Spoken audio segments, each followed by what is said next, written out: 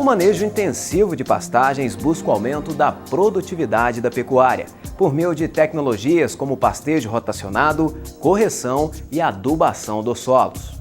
O objetivo principal é aumentar a produtividade das pastagens, evitando a expansão da área. Normalmente, a expansão da área de pastagem de uma propriedade é feita com a abertura de novas áreas, via de regra, com a derrubada de matas nativas. Assim, quando se intensifica o uso das pastagens, há diminuição do impacto ambiental da pecuária. Uma pergunta frequente que o produtor rural sempre faz é: para manejar pastagens intensivamente, eu preciso formar novas áreas ou eu posso recuperar áreas degradadas? A resposta é sim. É importante que o produtor entenda que para manejar pastagens intensivamente, ele pode simplesmente recuperar as áreas que ele já dispõe na sua propriedade rural. A degradação das pastagens é um dos maiores problemas da pecuária do Brasil. Estima-se que 80% dos 60 milhões de hectares de pastagens cultivadas do Brasil Central e Amazônia Legal encontram-se em algum estágio de degradação. O problema afeta diretamente a sustentabilidade da pecuária. Para se ter uma ideia, se pensarmos em vacas em lactação, a produção em pastagens degradadas chega a ser até 10 vezes inferior ao de uma pastagem recuperada ou em bom estado de manutenção. Diversos fatores causam a degradação das pastagens. Os mais comuns e ocorrentes são a má formação inicial, falta de adubação, de manutenção, manejo inadequado de pastagem e, em alguns casos, até de escolha da espécie forrageira. A degradação precisa ser revertida para garantir a produtividade, a viabilidade econômica e ambiental da pecuária. Para a recuperação de áreas degradadas, é fundamental que se conheça as características químicas e físicas do solo. Para isso, faz necessário a realização das análises do solo. Dividir a área onde serão retiradas subamostras em partes uniformes quanto à vegetação, localização, manejo, cor e textura do solo. Não se deve retirar amostras próximas a casas, estradas, árvores, cercas e curral. É preciso tirar uma amostra para cada tipo de terra, com a finalidade de tornar a amostra a mais confiável possível. Após definir os pontos onde será feita a coleta, é preciso fazer uma limpeza do local escolhido, retirando capim, pedras e sujeiras que possam comprometer a amostra.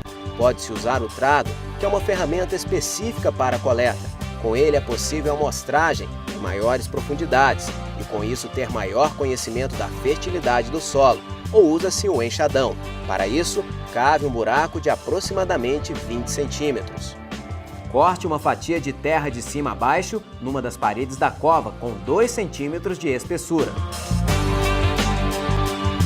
Essa operação deve ser repetida em 10 lugares diferentes, na mesma área escolhida, caminhando sempre em zigue-zague. Coloque todas as subamostras dentro de um balde de plástico limpo. Misture bem a terra no balde de plástico, lembrando que não pode ser utilizado balde de outros materiais, como por exemplo alumínio, pois influencia no resultado das análises. Coloque-as no saco plástico, amarre bem a boca do saco.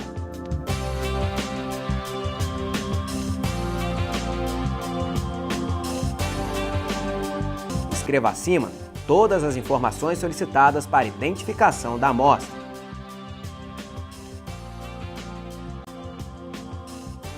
Para seu controle, anote um caderno o número de cada amostra e o local de onde foi retirada, para consultar quando for adubar e corrigir o solo.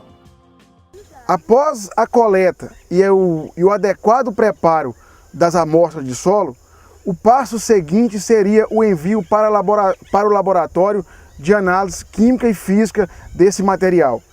Nesse momento, é importante que o produtor se preocupe em enviar para um laboratório devidamente credenciado pelo Ministério da Agricultura e que seja de fonte idônea e confiável. De posse dos resultados, o produtor deve procurar um técnico com experiência para que faça a recomendação da correção e adubação do solo.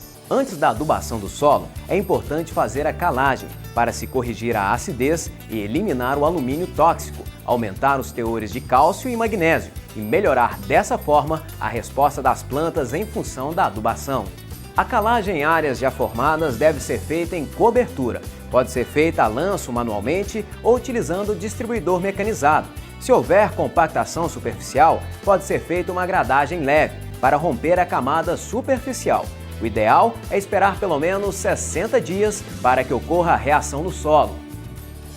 Após a correção do solo com calcário, vem a adubação, que é fundamental para a recuperação da produtividade das pastagens, pois repõe os nutrientes que são encontrados em quantidades muito baixas ou não estão disponíveis no solo. Na adubação de manutenção, o adubo deve ser distribuído na superfície do solo, em área total, com a pastagem já implantada. Não podemos esquecer que os benefícios do processo de calagem e adubação só terão seus efeitos sentidos na presença de umidade, pois sem água os nutrientes não serão utilizados pelas plantas.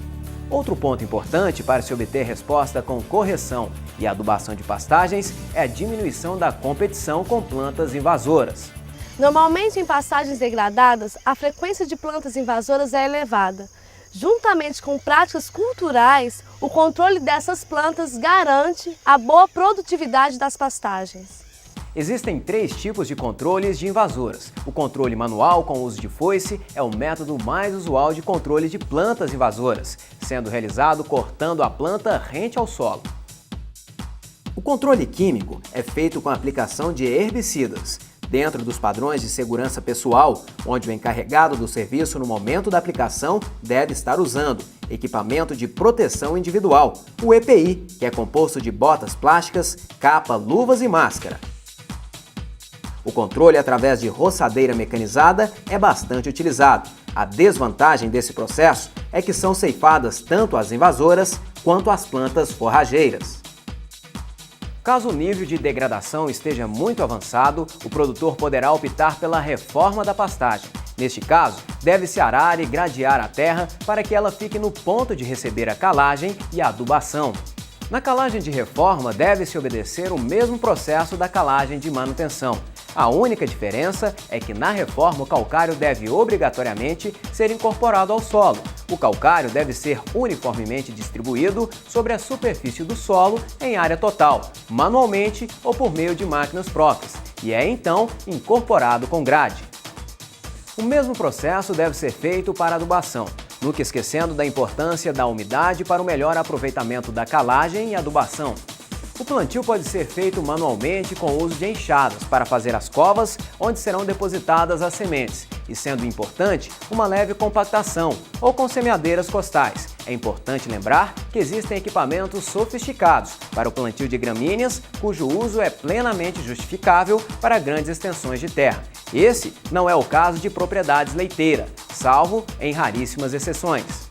Após o estabelecimento da pastagem, se faz necessário o acompanhamento da fertilidade anual do solo, através da análise de solo, da coleta de material para análise de solo, seguido da adubação de manutenção e cobertura desse solo.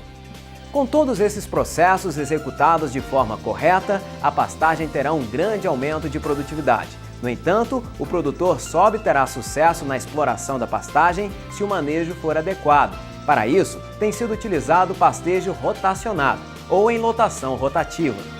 Procure um profissional da área para receber orientação adequada na formação e recuperação de pastagens de acordo com a sua propriedade. A partir daí, faça um manejo intensivo e garanta maior lucratividade.